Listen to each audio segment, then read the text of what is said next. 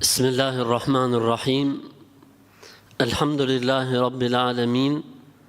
Wassalatu wassalamu ala ashrafil anbiya'i wal mursalin.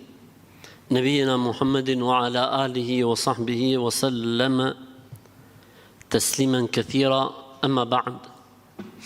Me emrin e Allahut, të gjithë mëshirshmit, mëshiruesit, falenderojmë Allahun, Zotin, krijuesin e botrave. Mirësitë, bekimet, mëshira e Zotit qoftë mbi dashurin e tij dhe dërguarin e tij Muhammedin sallallahu alaihi wasallam, si dhe mbi të gjithë ato besimtarë dhe ata besimtarë që ndjekin dhe e pasojnë rrugën e tij deri në ditën e Kiametit. Allahut i lutem me emrat e tij të bukur, me atributet e tij të larta, që ta bëj këtë takim dobishëm të hajrit e që të përkthehet në botën tjetër sevap dhe shpërblim për ne. Allahut i lutem që të dhurojë dije të dobishme, na mundsoj vepra të mira, e të na furnizojë sa të jemi gjallë me furnizim të pastër dhe halal.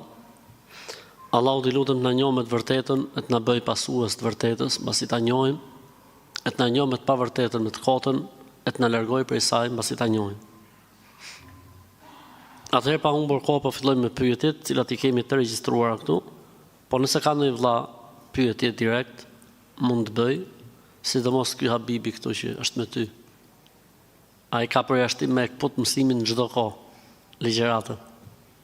Allahu të rrit Habib. Amin, edhe ty. Vllai është I verbër, po nga syt, nga zemra është të këput. Nga zemra është mashallah. Allahu të rrit Habib, Zoti të nderoft. Atëherë thot, pasi kemi marrë gusël, normalisht pas marrëdhënieve intime, ndodh që më vonë, mbas guslit, shohim që rrobat na bëhen pis. Pra diçka ka zbritur, pavarësisht se personi ka marrë guslin. Në këtë rast, a është obligim thotë të përsëritet gusli apo jo? Jo. As për mashkullin, as për femrën. Pavarësisht se ajo që zbret mund të jetë sperm, nuk ka lidhje fare me guslin më. Pra nuk duhet larë më trupi, është bërë larja e trupit. Në këtë rast, obligohet vetëm abdesi. Në këtë rast, obligohet vetëm abdesi. Jam një nën me 3 fëmijë, njëri prej tyre është autik. Mirë po me burrin thot jam në një hall të madh, sepse familja e burrit më akuzon që ju kanë vjedhur lugë e periun, e që ju kanë bërë magji motrës së burrit. Jetoj në shtëpinë vete me burrin normalisht, me burrin tim për 7 vitesh. Vjerrim, kur vjen në shtëpi mbulon syt që mos më shohë mua dhe nuk më flet. Burri thot mos u mërzit, po s'të foli mos I fol. Mirë po unë jam betuar dhe me dorën Kur'an se nuk bëj këto gjëra, mirë po ato vazhdojnë të më akuzojnë. Burri vazhdimisht më thot mos u mërzit, më jep një këshill. Këtë në histori shqiptare. E rëndësishme, në momentin që ti je betuar në Zot, dhe ke vënë dorën Kur'an si thua që je e pastër, ti je e pastër. Kush të akuzon duhet sjellë argument.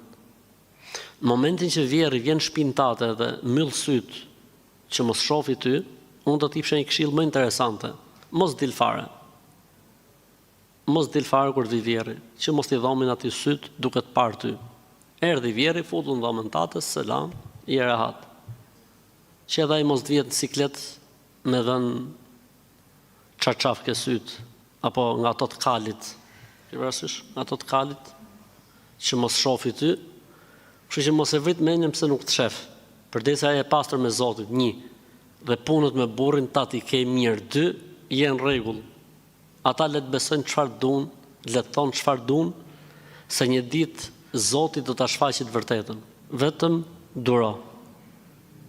Po që mos vjesh ti në siklet, e që vjerri yt kur vjen tek ti mos t'i mbylli syt që nuk do të shofi ty me sy, mos I dil fare. Po kur them mos I dil, as mos I shërbe. As mos I dil, as mos I shërbe, as mos bëj asgjë për të. Hiç. Përderisa ta akuzon se bën magji, atëherë mos I dil fare. Le t'i boj çuni, le t'i gatoj çuni, le t'i shërbej çuni vet, kështu që janë rregull.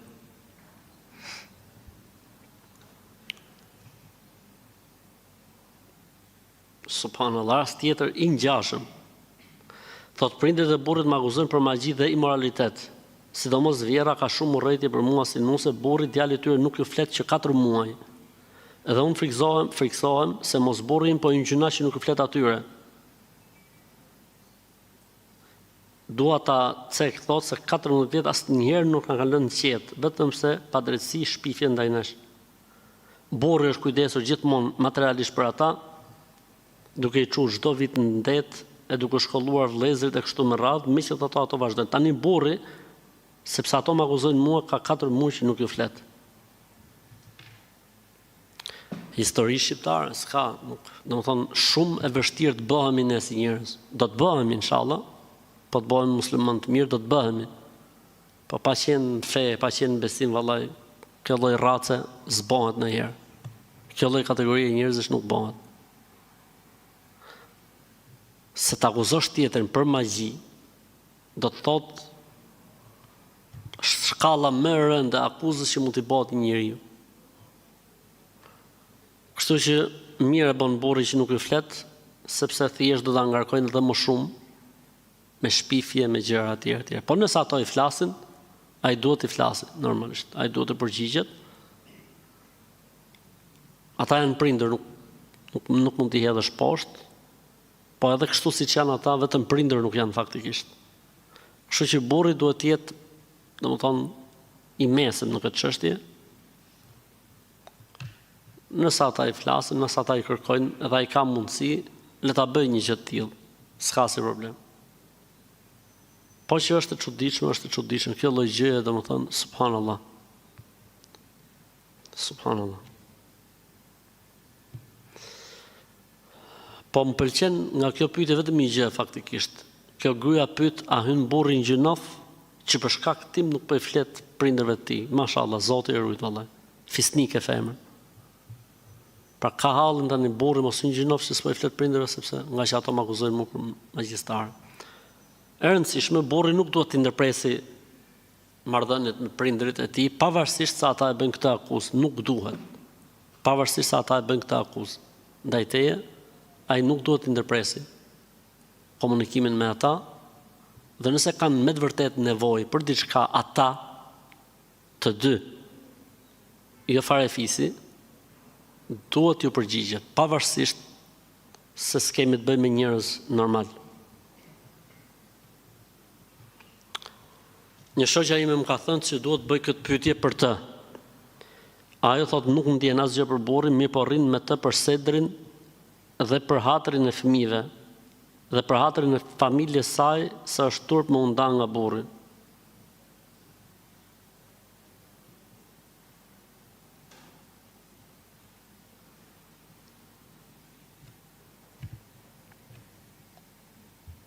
Zoti ja lehtësoft, çfarë më thon. Që të arri femën në një shkallë të tillë do të thotë se ka arsye, ka shkaqe, ne këtu jemi tek rezultati, tek pasojat. Mirë është që të kërkohen këto shkaqe, pse ka arrit puna deri këtu, e pastaj të jepet zgjidhje në mënyrë që të rikthehet edhe një herë jeta bashkëtortore në linjat e veta. Allahu xhallal xhelalu në Kur'an tregoi se kur dy njerëz duan të bëjnë një familje, vendos ose dhuron 3 mrekulli: dashurinë, dhimbshurinë edhe qetësinë. Unë gjithmonë kur bëj nikah, pra kur bëj kurorëzim, i përmend këto gjëra dhe them, këto janë 3 dhuratat e Zotit për ju të dy. Nëse i mbani, nëse i ushqeni, nëse i kultivoni, do ta keni sa të jetë jeta. Në momentin që filloni dhe i neglizhoni këto 3 gjëra, nuk i mani gjallë, nuk i ushqeni vazhdimisht, të fillojnë të ftofen gjëra dhe vim në këtë lloj pyetje. Sedri, llafet e njerëzve, familja, fëmijët. Se përndryshe çdo gjë mes tyre ka mbaruar. Pse? Sepse nuk i kanë kushtuar rëndësi atyre gjërave që Zoti i Madh ka dhënë si dhuratë. E rëndësishme, unë nuk di çfarë them për tilla situata, po nëse ajo duron hatri i fëmijëve, siç thotë religion, Zoti ja shpërbleft. Por unë mendoj që duhet me ul me dikë që mund ta këshilloj për zbuluar cilat janë shkaqet dhe a ka mundësi të rikoperohen edhe njerë të rregullohet situatat, korrigjohen problemet.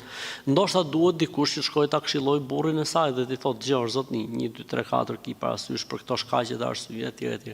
Pra nuk është një çështje që zgjidhet me pyetje përgjigje kjo lloj situate.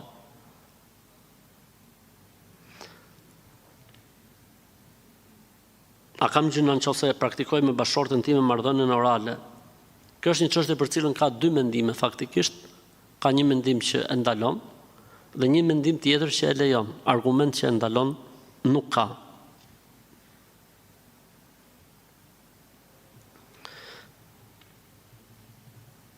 Si e komentoni një fenomen që disa në emër të patriotizmit po ndrojnë emrat që ju kanë lënë nëna dhe baba dhe familjarët? Sa është kjo e hishme dhe e ndershme?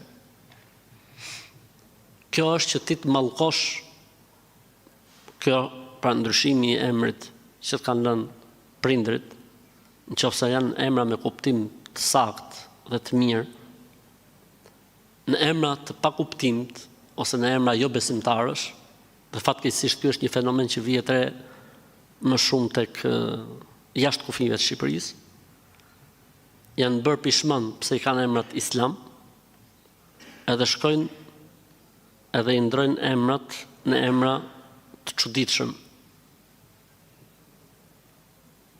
Ishte rasti njërës, e kishte pas emrin që po ta përktheje shqip do thoshte bukuroshe. Edhe kishte shkuar kishte bë emrin një emër tjetër që po ta përktheshe nga arabisht në shqip kishte kuptim shumë të keq.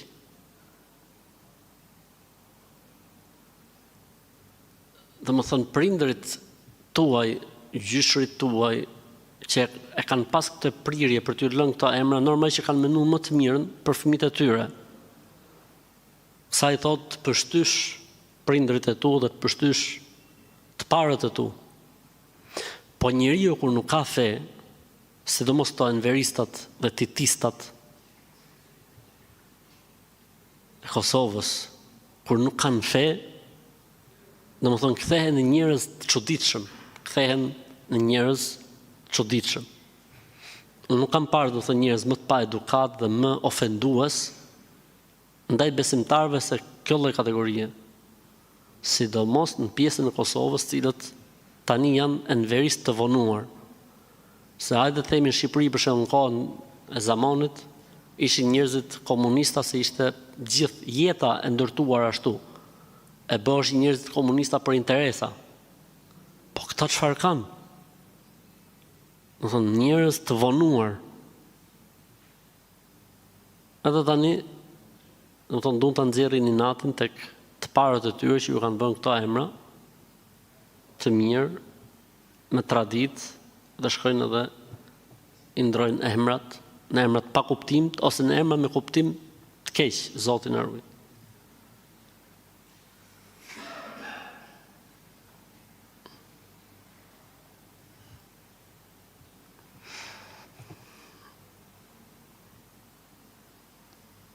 Desha të pyes, a është shirk të mendosh se po i ngritë dyshekun e të vdekurit pasi nxjerrim xhenazën me la të vdes burri?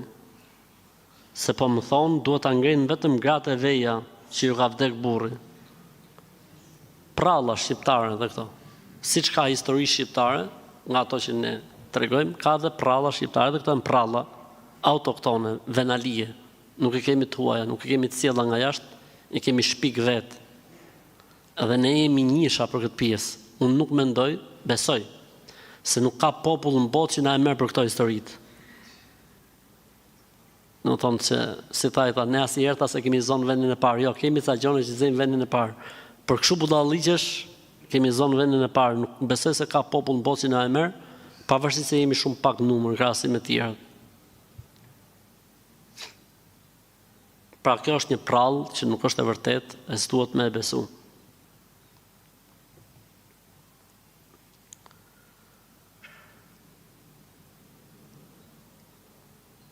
A kam të ndaluar që të vishem me petkun arab ose me shami arabe me turban fetarisht sepse një vëlla më ka qortuar pse i vesh zbon në jena shqiptar e kështu. Subhanallah. Po, subhanallah, ka drejt ai vllai. Pse duhet vishesh si arab? S'ka pse mu vesh muslimani shqiptar si arab, as një lloj kombësie tjetër, jo vetëm me arabin, se kemi problemi me veshin arabe. Çdo lloj veshje tjetër që s'është e jona nuk ka pse. Ne kemi veshjen tonë që vishemi, me kriteret që ka veshja jonë, pa shkel kufit që ka vendosi madhi Zotë, dhe kjo është okej. Pra nuk ka pse një musliman shqiptar dalloj nga njerëzit e tjerë në veshjen e tij. Përveç se nëse në veshjen tonë ka diçka që është ndaluar, eliminohet harami, po jo veshja. Kështu që veshja me xhelabia apo me shamis, siç thotë ky vllai, nuk është në traditën tonë. Pse duhet një musliman shqiptar të vishet ashtu? Është ndryshe kur je për haxh, për umre, nuk ka asnjë problemi. Ke shku në Emiratet e Bashkuara Arabe me pushime në Dubai apo diku tjetër, s'ka asnjë problemi. Po këtu në Shqipëri, çfarë imazhi jep ti komshive dhe lagjes tate kur del me xhelabie? Çfarë përfitojnë ata kur shohin ty ashtu? Asnjë gjë s'përfitojnë. Përkundrazi do të fillojnë të mendojnë pas ka paguajt, ka filluar ai punë, paret, kush e di sa I vjen këtij valigja me parë, ku dëgjon të tjerë. Kjo do ishte më e mira që mund ta mendojnë, se mund të mendojnë edhe më të keqen, domethënë. Ata që të njohin, kurse ata që s'të njohin, edhe mund të shajnë, edhe mund të ofendojnë. Po edhe koncepti gabuar mbi devotshmërinë në Islam. Dikush që se din këtë mohabet mendon se që ti je I devotshëm në Islam duhet të jesh pikërisht kështu. Faktikisht nuk ka lidhje fare. S'ka lidhje fare. Është ndryshe kur vjen dikush nga vendet arabe këtu rrin me veshjen e vet, s'ka asnjë problemi. Edhe për njerëzit nuk ka problem, se e din, ky është arab, s'ka problem. Po ne s'kemi asnjë lloj arsye. Ne nuk kemi asnjë lloj arsye. Sepse çfarë bëjmë? Fusim traditën arabe në fe. Pra duket sikur Islami ka këtë lloj veshje, po faktikisht nuk është ashtu. Islami kapitullin e veshjes e ka lënë shumë të hapur, shumë të lirë. Madje edhe tek femrat. Për këtë arsye nuk obligohet hijabi I femrës të jetë një ngjyrë të caktuar, të jetë një model të caktuar. S'ka, është e lirë. E rëndësishme është të mbulojë gjithë trupin, mos të jetë I dukshëm, mos të ngjasojë me rrobat e meshkujve, mos të ngjasojë me rrobat e qafireve, pra me grup të caktuar, dihet kështu janë rrobat e tyre, mos të jetë I zbukuruar, mos të jetë le të themi me ngjyra joshse që tërheqin mashkullin e tjerë. Nëse plotëson kriteret, nuk ka asnjë problemi. Ndërkohë që në një vend caktuar Islam është X ngjyrë më e preferuar, por nuk është kusht që ajo ngjyrë të jetë e preferuar këtu tek ne, domethënë. Kështu që çështja e rrobave, kështu që ai vllai ka drejt. Edhe subhanallahu megjithëse, sepse nuk ka pse ti të kuptosh apo të mendosh se Islami ka një veshje dhe veshja e Islamit është veshja arabe. S'ka lidhje. Ashtu siç nuk është veshja afganistaneze, ashtu siç nuk është veshja shqiptare, veshja e Islamit. Pra kapitullin e veshjes, Islami e ka lënë të lirë, ku njerëzit aplikojnë veshjes sipas vendit ku jetojnë. Afrikanët sipas metodës tyre, europianët sipas metodës tyre, kinezët sipas metodës tyre, ne indonezianët, I ke parë indonezianët dhe malezianët me fut poshtë, si tip fundi, e mërthena është president, është kryeministër, po është rroba e vendit, nuk ka asnjë problem. Se po ti shohësh kurdët për shembull, me berkushe. Pra çdo vend ka veshjen e vet dhe nuk ka pse të mori thuhet kjo është veshja e Islamit. Nuk ka. Pejgamberi alayhis salam vishej siç visheshin idhujtarët e kohës tij. Ata me xhelabie, ky me xhelabie. Ata me çallm, ky me çallm. Ata e borin me bisht çallmën, edhe ky me bisht çallmën.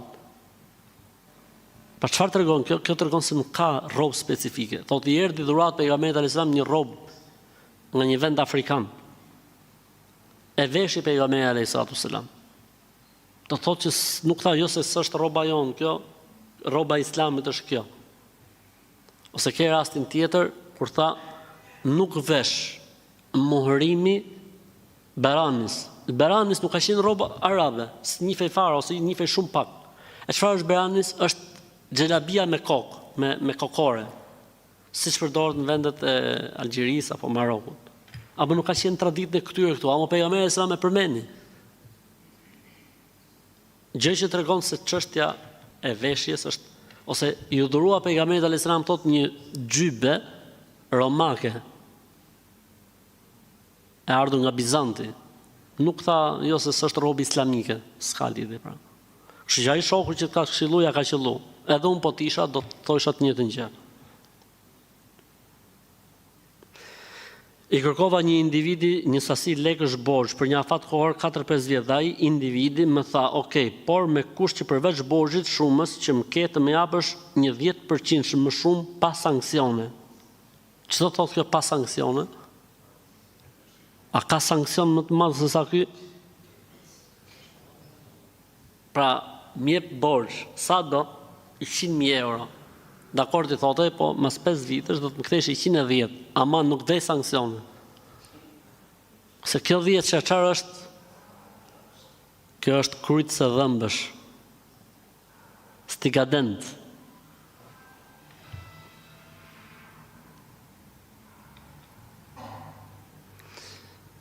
A mund t'ja vejmë fëmijës emrin Fron? Po, emri Fron. Është i lejuar, s'ka asnjë problem. Ne kemi thonë gjithmonë për emrat ka një rregull. Nëse ka kuptim të mirë, është okay, s'ka asnjë problem fetarisht.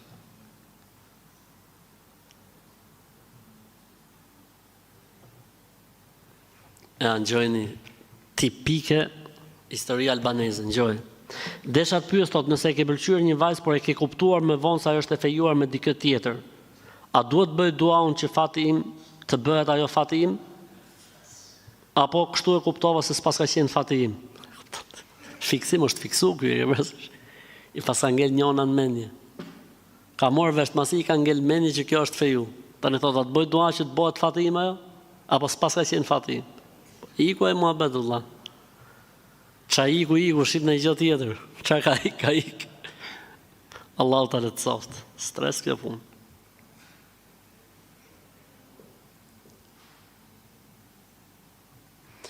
Mirë dita, se me sa duket kur e ka shkruajtur pyetjen ka qenë ditë. Thot, kam një djalë dhe i ka ndalë dhëmbët si fillim nga lartë. A është kjo diçka e keqe? Asgjë s'ka fetarisht, asnjë lloj problemi. Lartë poshtë, anash, majtas, djathtas. Mund t'i dalin 5-6 një herësh për shembull. S'ka asnjë problem fetarisht. Dhe ka fëmijë që lindin me dhëmbë. Asnjë lloj problemi s'ka fetarisht. Me pantallona të shkurtra që simbolon gjunjt, a mund të bëjmë dua apo duhet të kemi gjunjt patjetër të mbuluar? E para, gjunjt duhen mbuluar se në auret.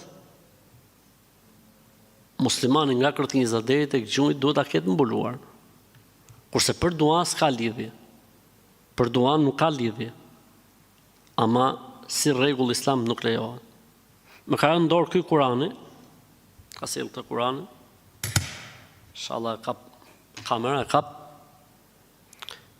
Si është thot përkthimi i këtij Kurani? Pra pyet për përkthimin. E pat, është ky i Darus Salam, shtëpia boduese dhe shpërndarse. Është okay, është shumë prej përkthimeve më interesante. Sepse jep edhe i çik tefsir, jep, domethënë ndoshta prej përkthimeve më interesante që ja jep hakun ajetit. Ndoshta prej përkthimeve më interesante që ja jep hakun ajetit. Bravo Ayub. A bëhet fjalë për këtë pra? Prej përkthimeve më interesante që ja jep hakun ajetit. Ka punuar me të vëlla jon Hoxh Talati.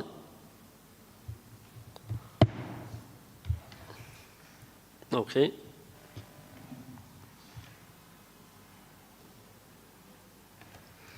Në marrjen e guslit nëse nuk e fërkon kërthinzën, por vetëm i hedh ujë trupit, a mjafton kjo apo duhet patjetër fërkohet kërthinza? Ne duhet sigurohemi kur marrim gusl, pra kur bëjmë dushin për arsye fetare flasim për dushin e zakonshëm, që çdo pjesë e trupit duhet lagët edhe el-berajim. El-berajim do të thotë rrudhat, gropat, nyjet. Pra duhet sigurohemi që uji arrin tek gropat, tek rrudhat, tek nyjet. Pra duhet sigurohemi për shembull që mas gjurit ka vajt uji, duhet sigurohemi që nën sjetrulla ka vajt uji, duhet sigurohemi që tek këto, le të themi, rrudhat që krijohen tek gishtat, duhet tek poshtë asaj çfarë quhet kjo nyjes këmbës, duhet sigurohemi. Edhe tek puna e kërthizës duhet sigurohemi që uji ka vajtur. Duhet sigurohemi që uji ka vajtur.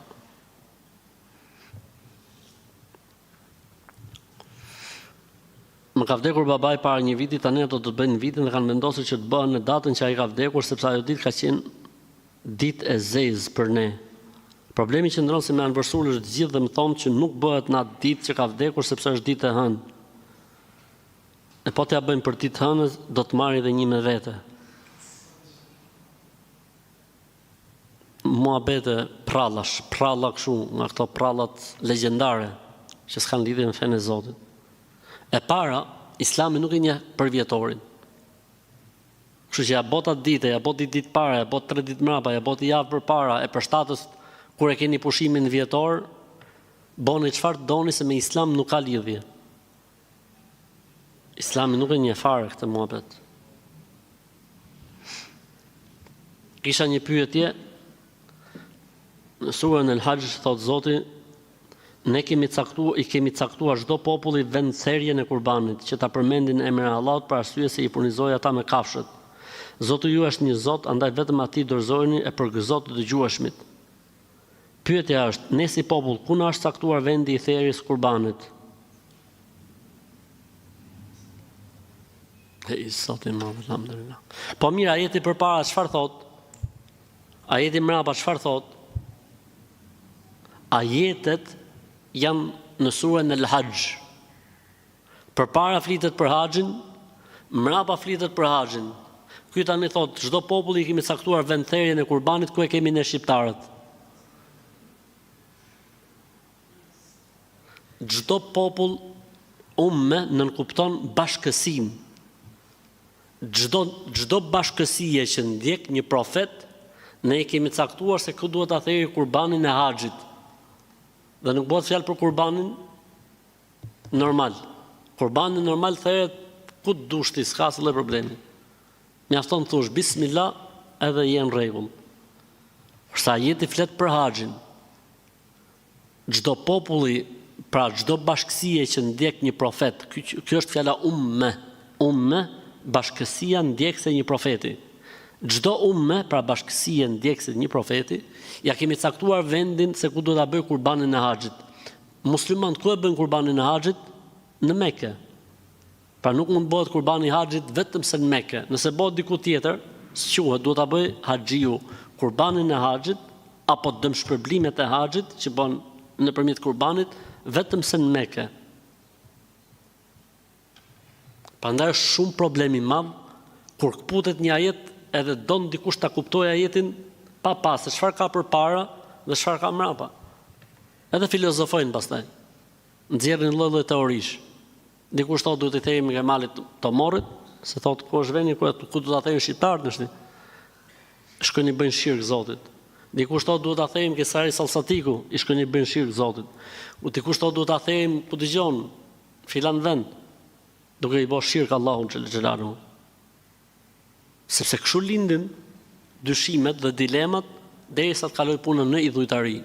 Me Kur'an, duke ta argumentuar idhujtarinë me Kur'an. Nuk ka gjë më të dëmshme për një shoqëri njerëzore se sa ignoranca. Na shkatroi. Nëse festojmë ditëlindjen e fëmijës në Kopësht, disa ditë përpara ditës së ditëlindjes, për shkak se dita e ditëlindjes që i bie atë ditë është pushim për Kopshtin. A përbën kjo ndonjë problem me Kur'an? Kur'ani nuk e njeh fare këtë muhabet. Kur'ani nuk e njeh fare festimin e ditëlindjes. Festimi i ditëlindjes nuk është në traditën fetare islame. Festimi i ditëlindjes është një traditë e futur dhe nuk ka të bëjë me traditën islame. Në Islam thotë festat janë 2. Festa e Kurban Bajramit dhe festa e Fitr Bajramit. Si themi ne Bajrami i Madh, Bajrami i Vogël, 2 bajramet. Dhe shpikja e një feste të tretë, çfarë do lloj emri që të ketë ajo, nuk është prej Islamit. Dhe po kjo s'ka lidhje me fen, nuk ka lidhje, përderisa ka një ditë fikse që përsëritet në të njëjtën datë, në të njëjtën ditë, quhet Eid. Eid do të thotë fest. Kështu që nuk ka të bëj fare, kështu që boni çfarë doni ke kopshti se me fe nuk ka lidhje ky muhabet. Se si e zgjidhni pastaj është problem tjetër. Po.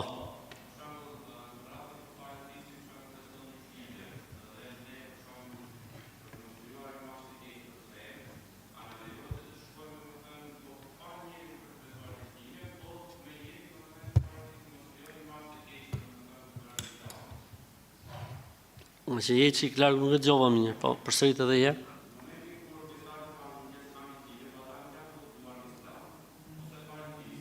Tani, Abib, çdo lloj rasti ka trajtim në vete. Ne po flasim gjykimi është ky. Pastaj ti për rastin e familjes tate, duke qenë se janë out fare, thon më mirë të jem aty të them në llaf, është muhabet tjetër. Qartë. Pra, ne nuk po trajtojmë.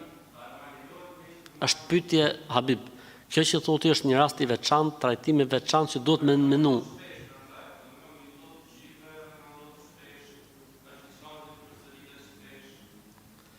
Rastet e veçanta trajtohen veçanërisht. Rastet e veçanta trajtohen veçanërisht. Rastet e veçanta trajtohen veçanërisht. Rastet e veçanta trajtohen veçanërisht. Rastet e veçanta trajtohen veçanërisht. Pra çdo rast duhet pa në vete.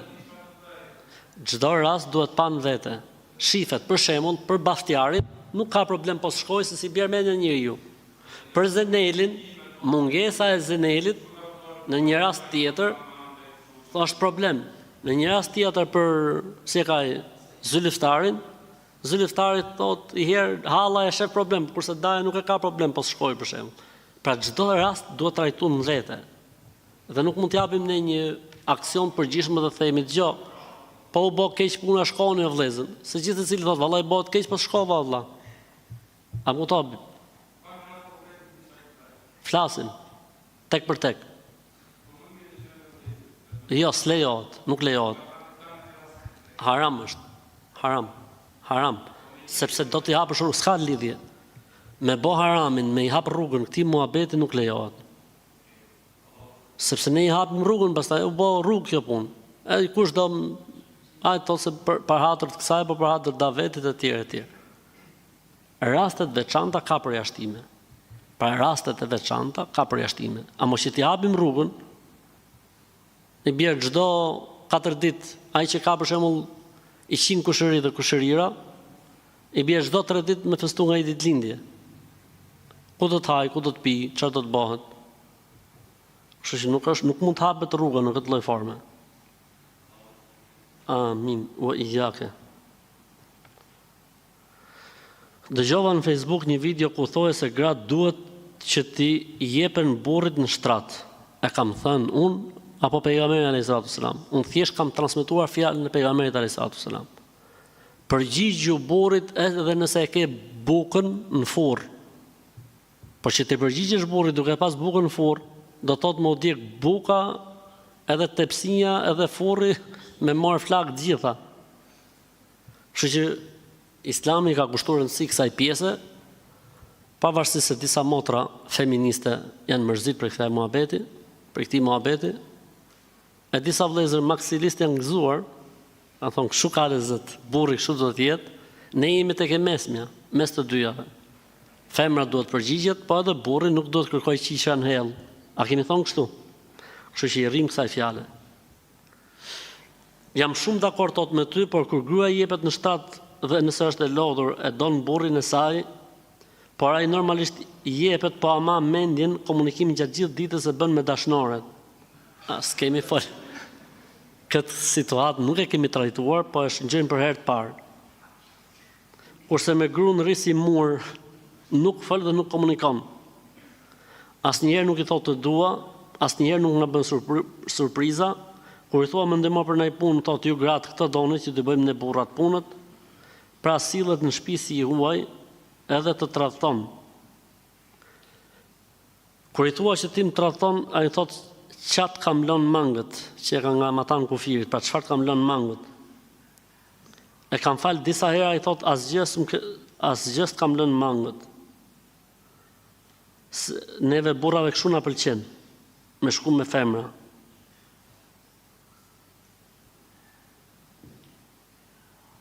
Më kthej përgjigje. Edhe pse jam katolike, thot, ama më pëlqejnë leksionet që ti jep. Elhamdulillah. E rëndësishme. Ne nuk po flasim më motër për këtë lloj kategorie meshkujsh. Ne po flasim kur burri është fisnik, kur burri nuk bën tradhti bashkëshortore. Ne për këtë rast të flasim që mos shkoj puna deri në tradhti bashkëshortore. Po shkoj puna në tradhti bashkëshortore, gruaja mon nuk ka faj, edhe po mos i përgjigjet burrit në shtrat. Sepse në këtë rast ky i ka shkel gjitha kufit. Dhe në këtë rast i lejohet gruas, si mas Islamit flas gjithmonë, nëse burri nuk pendohet dhe nuk heq dorë, i lejohet gruas që të kërkojë divorcin prej tij. Sepse nuk i lejohet që të rrimi një burr imoral. Kështu që ajo që unë jap këshill kësaj motrës është e para të thotë shahadetin, la ilaha illallah Muhammedur Rasulullah, dhe pastaj unë mendoj që muhabetet do të jenë krejt tjetërsoj. Kështu që thuj një herë shahadetin, e masnaj shpresoj që ti thush, unë kam thonë shahadetin, sot e tutje jemi njësoj, kështu që do të denoncoj tek hoxha me emër dhe me mbiemër. E pas ja lexova emrin këtu në pyetje përgjigje, ke për ta parë. Nëse shahadetin nuk e kam për qëllim tjetër, sepse thot shahadetin është fitore e madhe, është fitoria më e madhe. Shahadeti, deklarimi i Islamit, është fitoria më e madhe. Paraprakisht e falenderoj motrën për sinqeritetin dhe për besimin që kanë trajtesën tonë.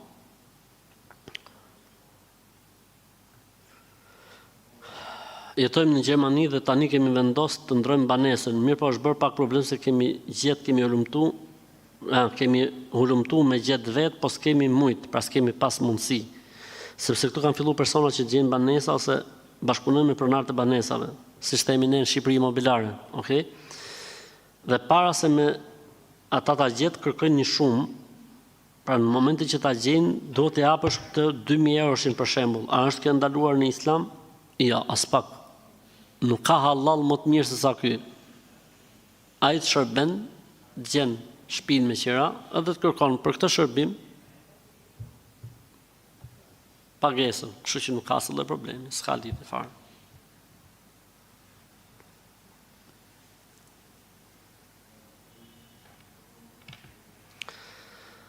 Elhamdulillah thotë që na ka udhëzuar Allahu në Islam, mirë po kemi vllazni musliman thotë që rrim me to, por problemi është se me disa vëllezër kur rrim, leqë nuk na shtohet imani, por na dobësohet, sepse edhe pse janë namazli thotë, lexojnë Kur'an shumë, por kur fillojnë flasin, ky hoxh ka deviju, ai hoxh është qafir, ky hoxh se kupton fen. Për disa hoxhallar që mendojnë që janë të mirë, konsiderojnë qafira, si për shembull hoxhën Elvis Naçi, e konsiderojnë qafir, e kjo na mërzit. Këta janë njerëz të çmendur që duhet më u largu prej tyne, edhe pse falin namaz, edhe pse agjerojnë, edhe pse lexojnë Kur'an. Këta njerëz pejgamberi alayhis salam i ka quajtur qend të xhehenemit. Qend e xhehenemit. Ata që bëjnë qafira muslimanët, e më keq akoma bëhen qafira hoxhallarët, këta që janë njerëz që këto jo që të ulet imani, po me këta menit me këto del pa iman, del rrua e qeth. Jo për iman zbohet fjalë, po këtu del tas. Allahu na ruaj. Mirë thash. Kisha një pyetje, më ka vdek nona 30 në Xhabarbaj, është i martuar prap dhe ka bërë kunor me grup të dytë. Kisha dëshirë të dërgoj babën bedel për në haxh. Domethënë për nanën, për mamin e vet pra. Më kanë treguar se nuk bën sepse baba ka kunor me një grup tjetër. Larg budallënjve vëlla. Larg njerëzve të çmendur. Çfarë lidhje ka kjo? Njeriu mund të çojë bedel një që s'ka lidhje fare. Jo më burrin e saj që ka qenë bashkëshorti i saj. Kështu që lejohet, i kushti i vetëm është që babai jo të ketë bërë haxhin e vet. Nëse ai ka bërë haxh për vete, mund të paguash që të bëj haxhin për nonën tate dhe gruan e tij. Shumë problem kur njerëzit flasin në fe pa dituri, është ekstrem problem, Allahu na ruaj. Hoxhi nderuam, kam një pyetje, domethënë pyetje. Ju lutem të më përgjigjesh, po inshallah, përdesa e kam fut këtu ke pyetje, do thotë se do të përgjigjem. Jam i punësuar në polici, desha të di a është kufër, thot puna ime, se kështu më kanë thonë do vllazni. Larg budallëve vëlla. Larg njerëzve të çmendur. Elhamdulillah që muslimanët i kemi punësuar kudo. Elhamdulillah. Ku ka më mirë se me pas vëllezën në të gjitha fushat dhe në gjitha dikasteret. Elhamdulillah. Nuk ka asnjë lloj problemi, vëlla, janë në rregull. Ato që thonë është kufër, thua ju t'i fusin tast lall. Ajran që i thonë vëllezën e Kosovës. Një ajran me pak krip, se do e bëj mirë për zemrën.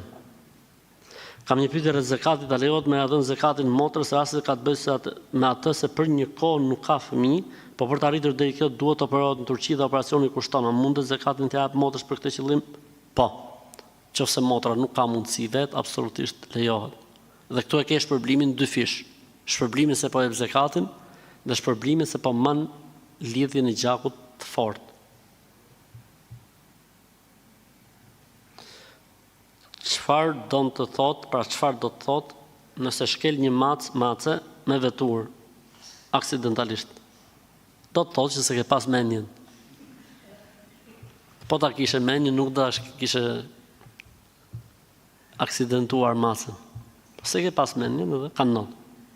A do të thotë gjë, as i gjos do të thotë, thjesht kujdes herë tjetër. Po më mirë në i macë se sa të dalsh nga rruga. Fundi a fundit. Para një jave kemi therë lopën dhe nuk e kthym dot në krahun që duhet. Se po e mbanim 4 veta e nuk e kthyem dot. E mami im fal 5 vakte, tani është shumë stres, të thotë nuk e keni therë në krahun e duhur, edhe nuk po han mishin fare, se thotë nuk e keni therë tamam. Në Islam nuk është kusht që kur therët një kurban të drejtohet patjetër nga kibla, nuk është kusht. Mund ta drejtosh nga kibla, mund ta drejtosh nga Vatikani, mund ta drejtosh nga Alaska, nga Amerika, nga Franca, nuk ka lidhje në Islam. Okej, nëse e kthen, s'ka problem, po nëse nuk e kthen, pra mishi është halal. Kështu që thonë nanës, ka thonë hoxha që mishi është halal, mos e vrit mendjen. E rëndësishme është t'i therë me bismillah. Jam një motër muslimane ku kam kërkuar prej vllazërive, pra prej vëllezërve, të më trashëgojnë, t'japin trashëgiminë e babës, qaq me të keq më kanë marrë, aq keq po sillen në mua, sa që po më torturojnë me kërcënime dhe me fjalë shumë të këqija.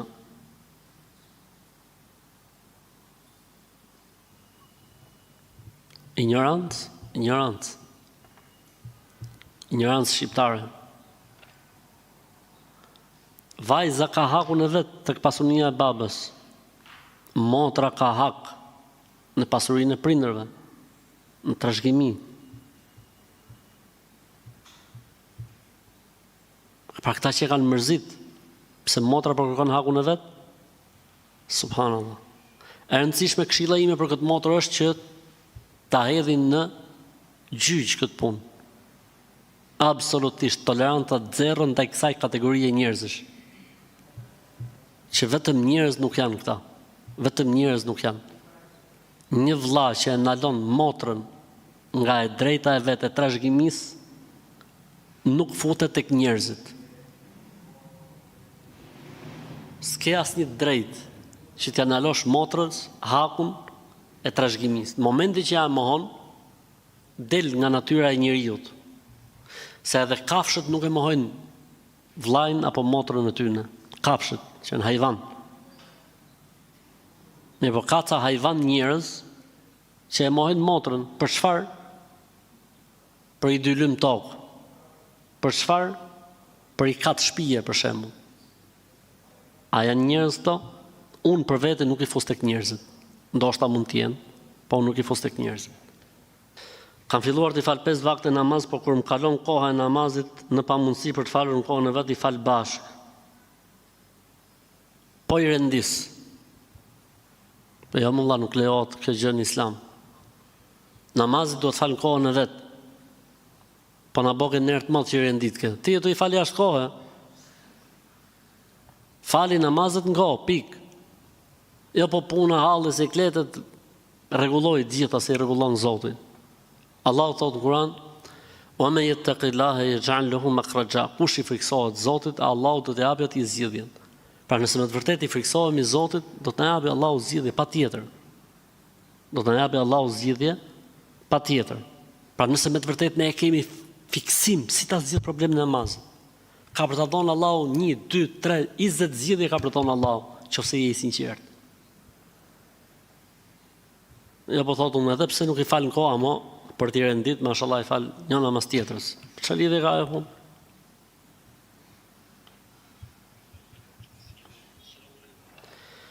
Desha me të pyet thotë motra ime thotë është me kancer dhe tani ka nevojë që t'i vendosin asaj qese, sepse ashtu është faza e operacioneve të saj.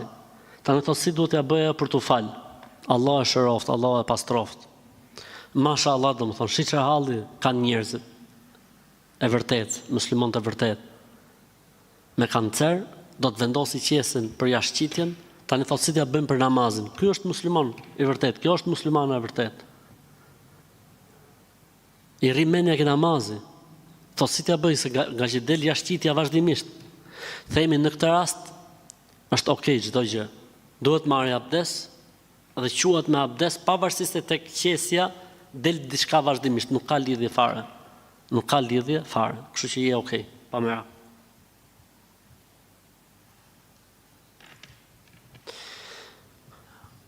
Nëse gjatë shtatalnik ke neps për ndonjë ushqim, si shton gratë, nëse nuk e han atë ushqim, I mbetet shenja fëmis sipas atij ushqimit. A është kjo e vërtet? Jo, s'është e vërtet. Nëse I ka shku mendja për shembull me hëngër shalqi, I bjerë që tjetë gjysma e trupit fëmis e pikturu me shalqi. Ose I ka shku mendja për mish bualli. E kërkun këto të shkretnit zgjedhën buall. Kur ta shohësh buallin në korriz të fëmis, tatu halal, halal tatu. Jo, s'është e vërtet kjo gjë, që kjo gjë është gënjeshtër.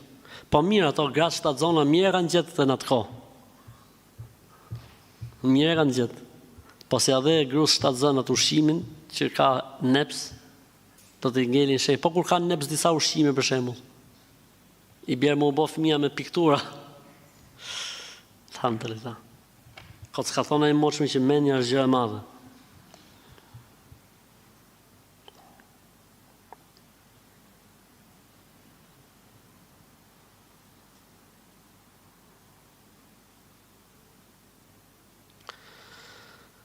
Thot, kur flasim për përqendrimin në namaz, sa herë që nise falen vjen ndërmend xheneti.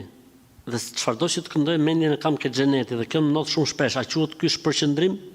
Jo, je në rregull. Çfarë të bëjmë aty që kanë mendjen të zënkat, të muhabetet e kësaj bote, pa që kanë mend xhenetin është në rregull. Elhamdulillah, shumë mirë, nuk quhet që ky është përqendrim, kjo është okay. Më ka vdek vllai që 8 vite, ka qenë kaq vjeç nga kanceri dhe ka lënë 2 djem të vegjël. Gruaja e vet mori vendim që mos martohet në mënyrë që të edukojë fëmijët. Mirë po, mbas një video njoftu me një djalë dhe e mori për burr.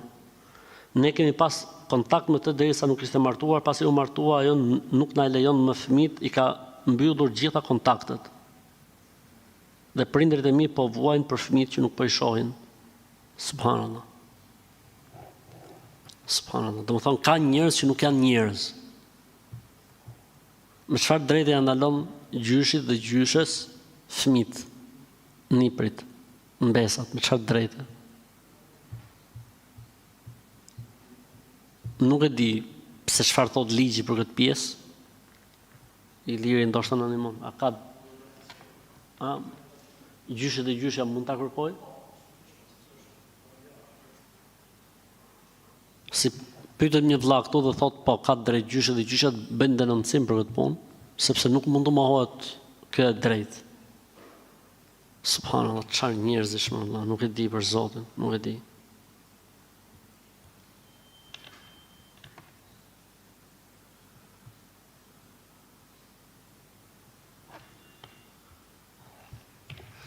prindër kanë një çun dhe 3 goca, si nda trashëgimia e dia që çuni sa për 2 goca dhe duke llogarit. Një hoxh më tha, gjysmën e merr çuni dhe gjysmën e ndajnë 3 gocat. Ky që e ka hoxh për të futur në burg. Islami thot, djali merr sa 2 fishi i vajzës. Domethënë, nëse është një çun dhe 3 vajza, në sa pjesë duhet nda pasuria?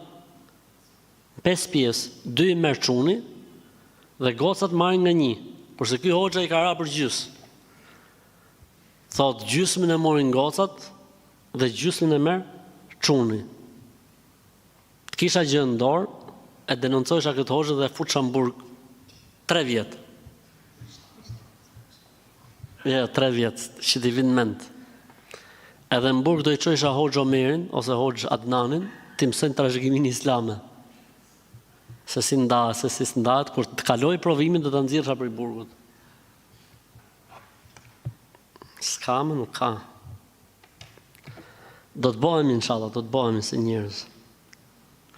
A pranohet namazi në shtëpinë tonë ku bashkëshorti konsumon alkoolin, janë shumë mërzitës sepse i flas dhe i them të paktën mos e sjell në shtëpi, sepse e di që po falem.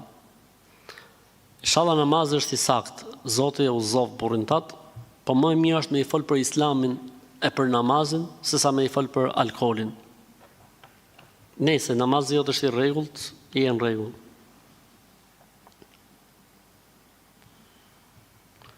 Si jemi me kohën?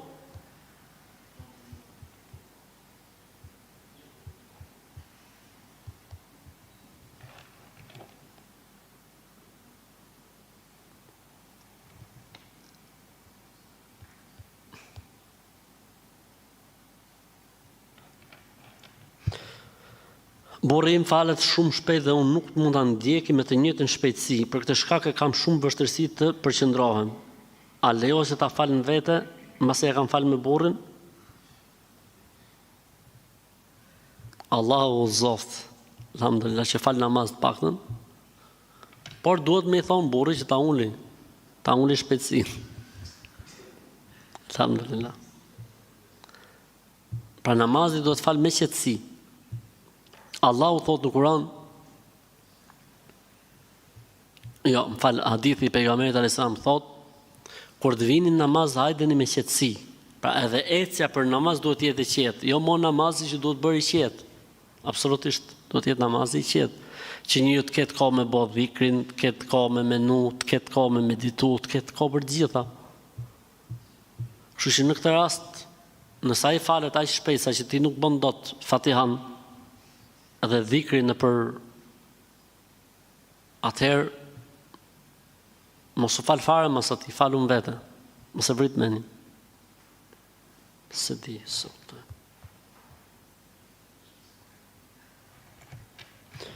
Jam nënë 3 fëmijëve dhe burri im kohëve të fundit ka dalë krejt prej feje. Më falni për shprehje, por thotë shan Allahun, shan Muhamedit alayhis salam, shan Kur'an. Allahu zoft, Allahu zoft. Allahu zoft. Inshallah buar se be po moto që ta kthesh edhe një herë në rrugë të Zotit. Allahu mustan.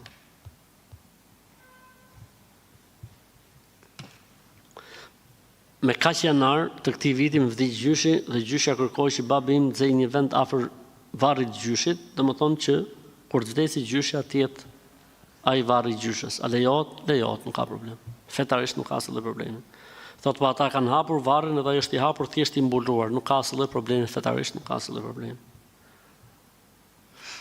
Cila është koha e fundit e yacis? Imsaku apo sabahu? Imsaku është sabahu, është njëjta gjë. Koha e yacis ka 3 kohë. Deri në gjysmën të natës është koha më e mirë. Deri në 2/3 të natës është koha e nevojshme, në fund të natës është koha e domosdoshmërisë.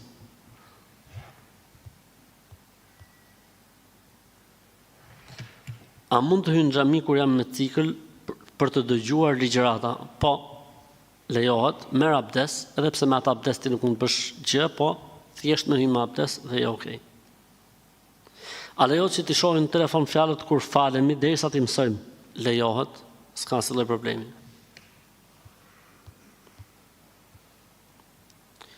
dim që ka një kohë të ndaluar të nafiles për të falur vullnetare, por nëse hym në xhami në atë kohë, lejohet që të falet 2 rekate edhe pse është kohë e ndaluar, sepse është obligim.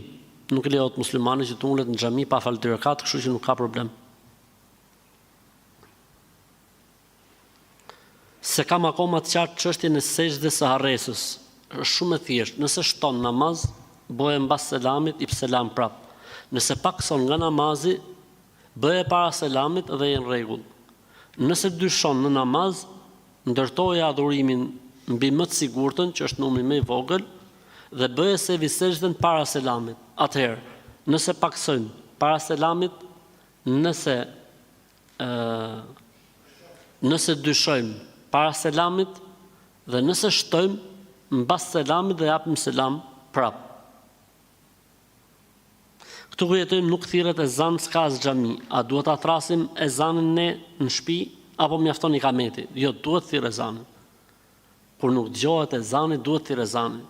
Nëse dëgohet ezani, po ti nuk i përgjigjesh dot në xhami, është e mira ta thrasësh ezanin edhe pse je në shtëpi.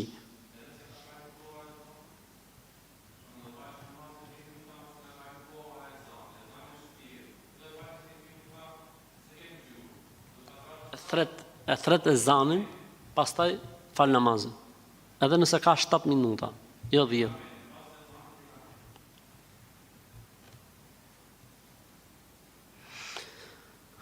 A është farz ikameti për namazet e tjera përveç 5 farzeve? Jo, ikameti thirret vetëm për farze. Asnjë lloj namazi tjetër nuk ka ikamet.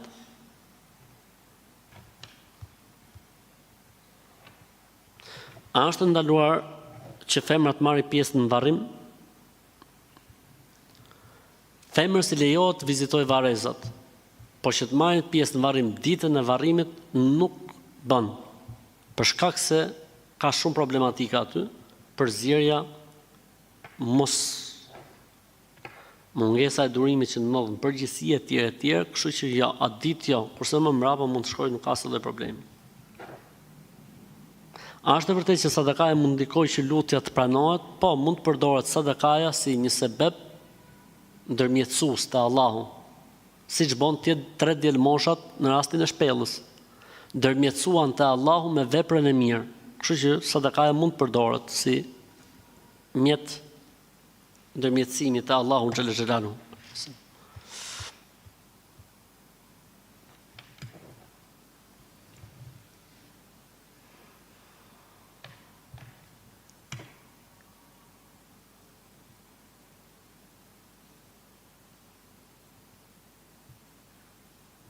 Vllai im nuk ndodhet në Shqipëri, por është në Itali. Mund të marrin një rrobë të tij për ta kënduar? Jo, nuk ekziston kjo gjë në Islam. Po mund t'i çoni vllait ujë të kënduar, dhe atë ujë të kënduar ta pi, pavarësisht se nuk është në Shqipëri, që është në Itali. A mund të lexohet ajetit kursi në namaz mbas surës El-Fatiha? Po, mund të lexohet ajetit kursi. Edhe çdo ajet kuranor, edhe një ajet i vetëm kuranor mund të këndohet mbas El-Fatihas.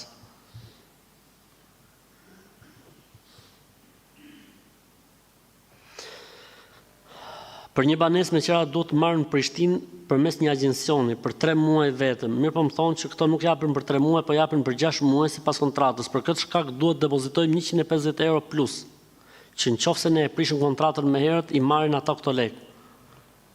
Po, është e drejta e tyre të vendosin kusht tillë. Është e drejta e tyre, sepse fundi një qira dhënës s'mund t'japi qira për shumë për muaj. Thot minimale 6 muaj që ca lek pastaj rregulloj e pastroj. Kështu që është e drejta e pronarit ta vendosë një kusht tillë. A më nëse ty për shembull duhet për 3 muaj, dhe ato thon paguaj edhe depozitën, s'ka problem, paguaj depozitën e mbajnë ata.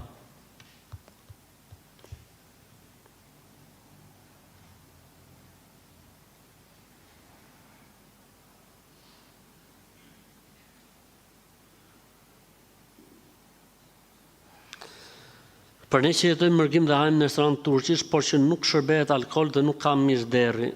Gjithçka është halal, po ashtu dhe në restorantet shqiptare, këtu në Gjermani, që nuk shërbejnë as alkool as mishderi. Pasi jam këtu dhe kam kontakt me një teologe turke që vjen të vizitoj pacientët musliman dhe i kam treguar që ne hajmë edhe donera por të një restorant turqish ose shqiptar që nuk ka as mishdere as alkool, dhe ajo më ka thënë nuk preferohet. Pasi nuk e dim, a është erë mishin me bismillah apo jo. Ja ka fut kot kjo teologja. Përdesa je në një restorant turqish, ose vlezësh nga Kosova, ose vlezësh nga Maqedonia, absolutisht, mishi është halal. Origjina është tek muslimani halal. Dhe nuk bon me pyet te muslimani, a e ke mishin halal. Pastaj ai s'ka aty as alkool, as mishderi, çfarë do moti me fjalë. Që thuj asaj teologës, ka thonë hoxha, në Tiranë, po të kisha gjë në dorë, 6 muaj kisha arrestu. Sepse është hadith i sakt, nuk pyetet muslimani për mishin. Pra nëse ti shkon tek një musliman, nuk lejohet ta pyesësh, a është halal ky mishi? S'lejohet fetarisht. E po ne nuk e dim. Ka ca njerëz që duan më u bë më të devotshëm se sa feja. Feja thot s'ka problem, jo, po ne nuk e dim. Nëse hapim këtë derë ne, jo, po ne nuk e dim, i bie që me dyshuke vetja jonë. Kështu që thuaj asaj teologës, Allahu mëshiroftë motor, po ja ke fut kot.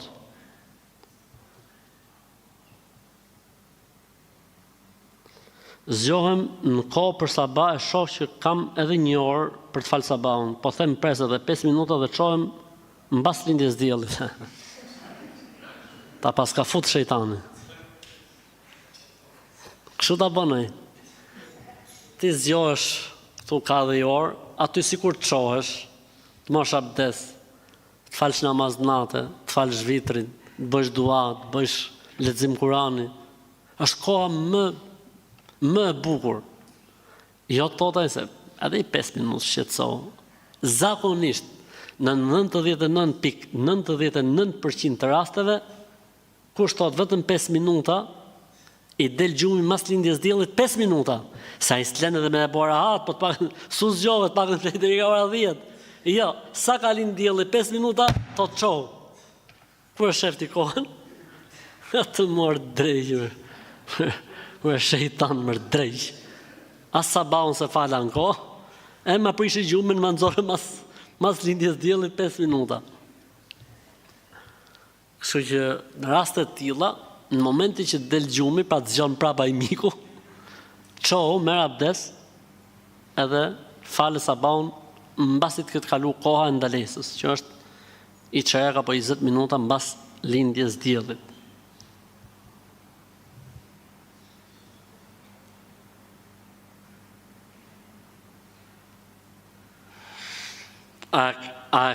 E kam një pyetje thot për paradhënien. Domethënë, duhet patjetër ta kthejmë apo na takon ta mbajmë?